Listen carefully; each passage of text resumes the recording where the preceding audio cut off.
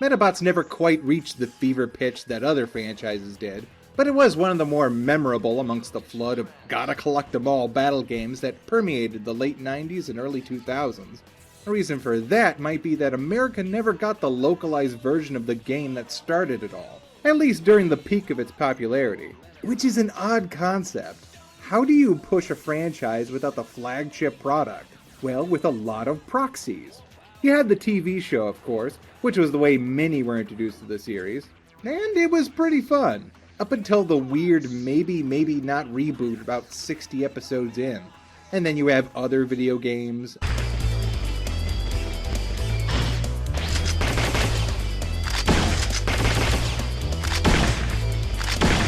card game, and the action figures. Like these. These are some Metabot toys I had in storage. Aside from any Pokemon stuff, they're probably the oldest thing I have in my collection. I'm missing a few parts, and for some reason the figures are really oily now. I hope I don't get lead poisoning.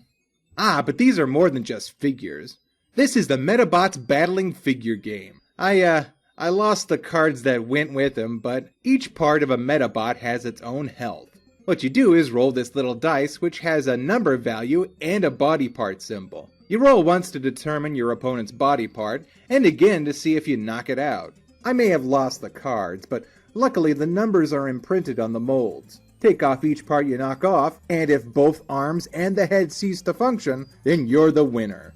Yeah, the Metabot is really nothing but the target, and the player's only goal is to beat the odds. Although I do find it funny that these robots can apparently function without their heads.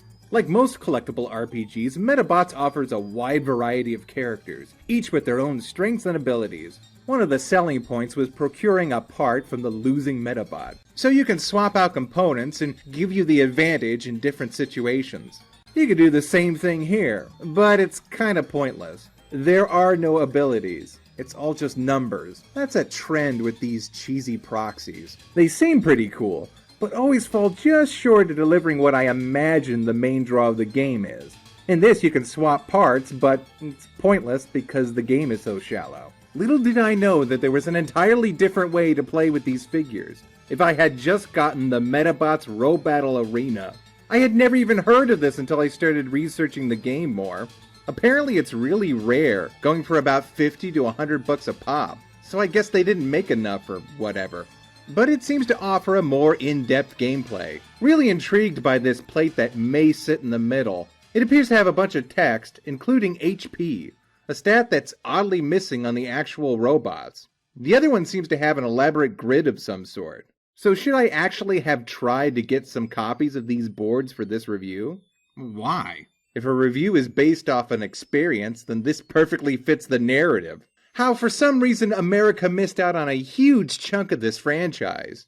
And yeah, I know it looks like Pokemon, but this was on the Game Boy. The overworld kinda looks the same in every game. Hasbro or Fox or whoever was in such a rush to shove this franchise out, they didn't bother to lay the groundwork. And in the long run, that may have killed a lot of longevity the series may have had here. Nowadays, companies sell little random bits of plastic in little bags all the time. And half of them don't even do anything. They're just collectibles. Now imagine if they brought back Metabots and sold them like this. Each bag holding a random assortment of Metaparts. Oh sure, you could buy a starter set of 1 or 2 complete robots, but all the best or unique parts come in blind bags. That way you actually have to work at building your robot.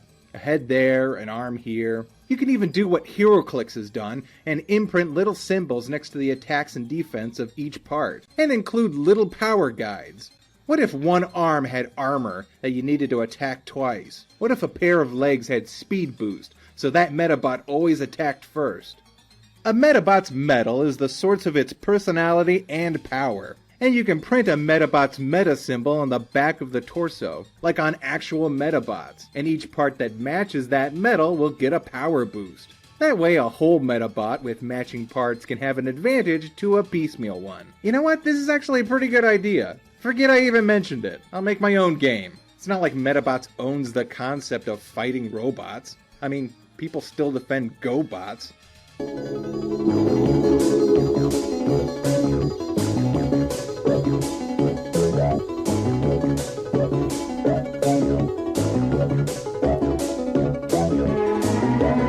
Yeah, GoBots came out a year earlier in America, but only when they realized that Transformers, which was based off a bunch of Japanese toy lines, was going into production. GoBots is literally Little Panda Fighter of transforming robots.